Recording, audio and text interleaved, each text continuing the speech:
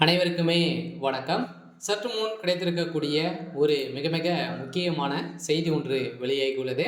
சற்று முன் ஸ்டாலின் வீட்டில் மூட்டை மூட்டையாக சிக்கிய கருப்பு பணம், அமலாக்கத்துறை அதிரடி, இது மாதிரி வந்து பார்த்தீங்கன்னா செய்திகள் வந்து வெளியே இருக்கு. ஏற்கனவே முதல்வர் ஸ்டாலினுடைய வீட்டில் வந்து ரெய்டுகள் நடத்த போகிறதாக உதயநிதியுடைய நண்பர்கள் வீட்டில் சுற்றி சுற்றி பார்த்தீங்கன்னா ரெய்டுகள் நடந்தது. இந்த ரெய்டின் அடிப்படையில் முக்கிய ஆதாரங்கள் வந்து சிக்கிய சம்பவத்தின் அடிப்படையில் உதயநிதியுடைய கதையை முடிந்துடுச்சு இல்லையா? ஸோ உதயநிதியுடைய நண்பர்கள் வந்து சதுரடியாக அமலாக்கத்துறை மூவருமே கைது செய்து இப்போ அமலாக்கத்துறை கஸ்டடியில் தான் வந்து இருக்காங்க.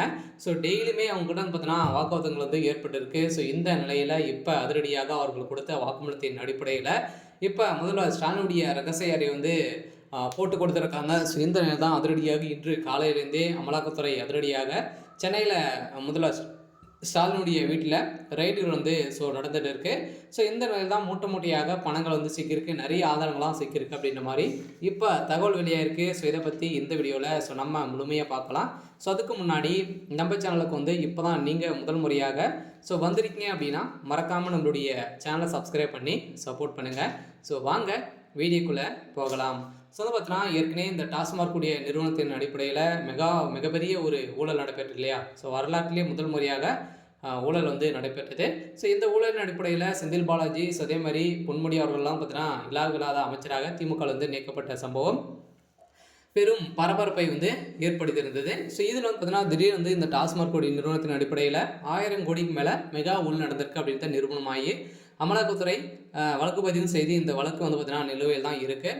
ஸோ இதைத் தொடர்ந்து இரண்டாவது முறையாக தமிழகத்தில் டாஸ்மாக் நிறுவனத்தில் நடந்த ஊழல் அடிப்படையில் 2 நாட்களாகவே ரைடு நடந்தது. அதே மாதிரி பார்த்தீங்கன்னா டாஸ்மாக் நிறுவனத்தில் வந்து பார்த்தீங்கன்னா மேலாளராக வேலை செய்திருந்த விசாகனுடைய வீட்டிலும் அதே மாதிரி தொழிலதிபருடைய வீட்டிலும் 2 நாட்களாகவே தொடர்ந்து ரைடு நடந்தது.